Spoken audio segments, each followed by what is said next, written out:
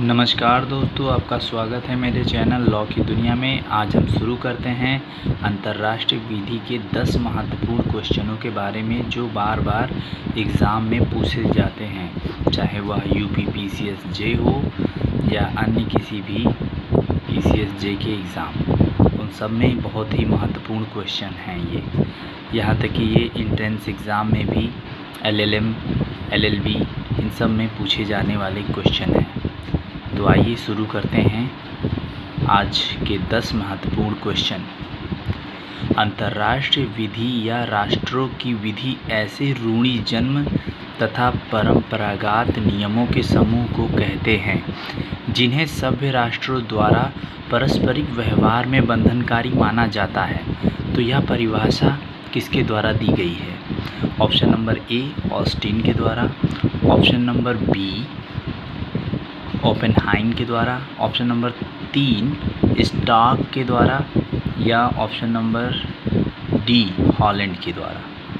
तो ये जो परिभाषा दी गई है ओपेनहाइम महोदय के द्वारा दी गई है। और इस लंबी सी परिभाषा को याद करने का महत्वपूर्ण हिस्सा ये है कि बस हम इसे याद करेंगे, पारस्परिक व्यवहार में बंधनकारी माना जाता है। अगर आप ये लाइन याद रखते हैं तो ये लंबी सी परिभाषा को आपको रटने की ज़रूरत नहीं पड़ेगी। इतने से ही ये परिभाषा आपके दिमाग में बैठ जाएगी और इसको बस आप नोट डाउन कर लेंगे तो ये आपको हमेशा याद रहेगी। बस इतना सा, क्योंकि और कोई भी विधि शास्त्री ने ऐसी परिभाषा दी नहीं है और ऐसा कहीं भी मिलता जुलता नहीं पाया गया है। तो आप इस चीज़ को अगर डाउनलोड कर लेते हैं, पारस्परिक व्यवहार में बंधनकारी माना जाता है, तो आप तुरंत लगा लेंगे ऑप्शन बी ओपेनहाइम के द्वारा। तो चलिए देखते हैं अपने दूसरे क्वेश्चन हम। तो दूसरा क्वेश्चन हमारा आता है अंतर्राष्ट्रीय विधि की बाध्यता का आधार है, यानी कि वर्तमान अंतर्राष्ट्रीय विधि की बाध्यता का आधार क्या है। ठीक है, नंबर 1 या ए हम कह सकते हैं विश्व सरकार की आवश्यकता, बी राष्ट्रवाद और राज्यों की संप्रभुता, सी राज्यों की सहमति और डी राज्यों के मूल अधिकारों का सिद्धांत। तो इसमें से हमारा राइट आंसर क्या हो सकता है? तो इसमें राइट ऑप्शन है हमारा सी राज्यों की सहमति। आप अपने तरीके से भी क्वेश्चन को सही करते रहें ताकि पता लगे कि आपने अभी तक क्या पढ़ा है, कितना आपका सही है।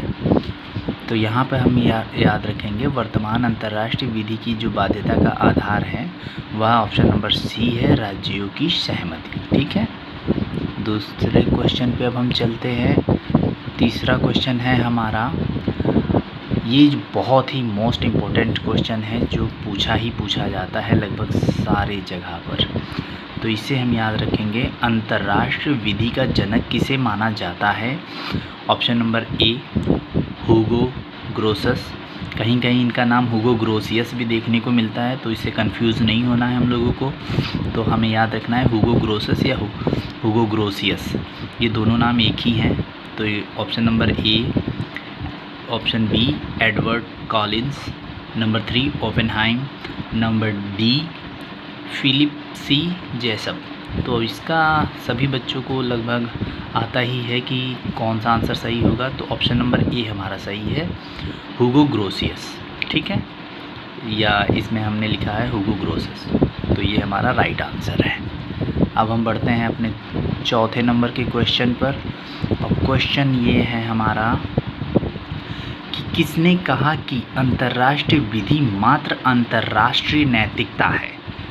किसने कहा कि अंतर्राष्ट्रीय विधि मात्र अंतर्राष्ट्रीय नैतिकता है? ये परिभाषा जो है किसने दी? ए ब्रायरली ने, केल्सन ने, हॉल ने या ऑस्टिन ने? तो ये जो परिभाषा दी है वो ऑस्टिन महोदय के द्वारा दी गई है। ठीक है, तो हम ये याद रखेंगे। अब आगे हम बढ़ते हैं अपने 5वें नंबर क्वेश्चन पर। ठीक है, ये याद करेंगे, अंतर्राष्ट्रीय विधि शब्द की अभिव्यक्ति प्रवर्तित की गई। अब यहाँ पे पूछ रहा है अंतर्राष्ट्रीय विधि की यानी शब्द की अभिव्यक्ति कब प्रवर्तित की गई और किसके द्वारा की गई है। तो यहाँ पे हमारा ऑप्शन ग्रोसियस नहीं होगा। हमेशा याद रखेंगे इस चीज़ को, खुले माइंड से याद रखेंगे। जो शब्द की जो बात की जाती है वो बेंथम ने की थी और ये कब की थी, 1780 में। ठीक है, तो यहाँ पे ये कई बार कन्फ्यूज़न करता है, तो हम याद रखेंगे बेंथम। यानी शब्द की अभिव्यक्ति के बारे में जब बात होगी तो वो हम करेंगे किसमें, बेंथम के द्वारा। ठीक है, तो ये हमारा जो है ऑप्शन नंबर बी सही है। ऑप्शन नंबर 4 में कोई मतलब नहीं है, वो हाल के द्वारा है, तो इसे हम नहीं जानते। अब हम आ जाते हैं अपने क्वेश्चन नंबर 6 पे। आधुनिक अंतर्राष्ट्रीय विधि का जनक किसे कहा जाता है। तो अभी हमने ऊपर बात करी कि अंतर्राष्ट्रीय विधि का जनक किसे कहा जाता है, तो ये वही है। आधुनिक अंतर्राष्ट्रीय विधि का जनक किसे कहा जाता है, तो यहाँ पे ऑप्शन नंबर बी हम देख रहे हैं, ग्रोसियस महोदय के द्वारा। ग्रोसियस ही ऐसे व्यक्ति थे जिन्होंने अंतर्राष्ट्रीय विधि का जनक माना जाता है। ठीक है, तो क्वेश्चन नंबर अब हम 7 पे चलते हैं। 7 पे हमारा जो क्वेश्चन आएगा वह है, निम्नलिखित में से किसने अंतर्राष्ट्रीय विधि के विधिक स्वरूप पर संदेह व्यक्त किया। तो किसने किया, हॉलैंड महोदय ने किया, या लॉरेंस ने किया, या ब्रायरली ने किया, या हॉल ने किया।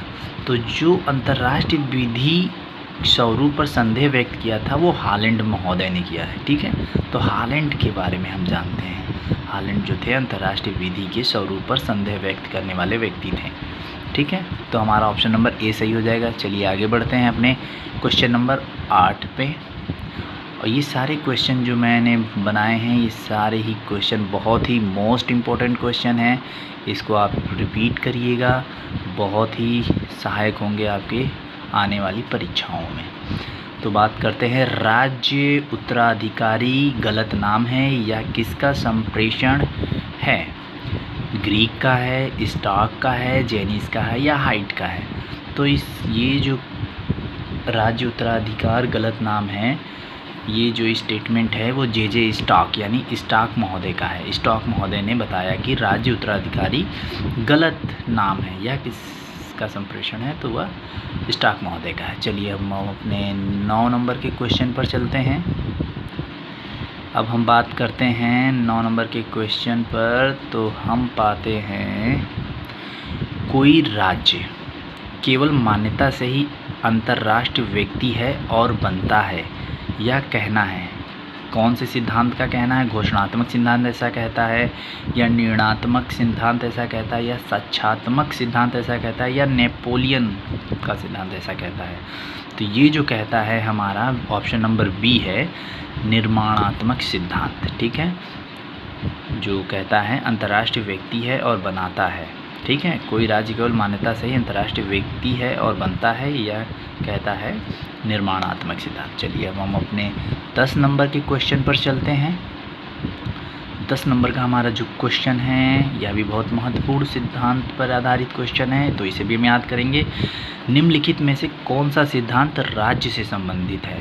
तो ये सिद्धांत जो दिया गया है, तोगार सिद्धांत है, हुगो सिद्धांत है, मानसे सिद्धांत है, या उपयुक्त सभी।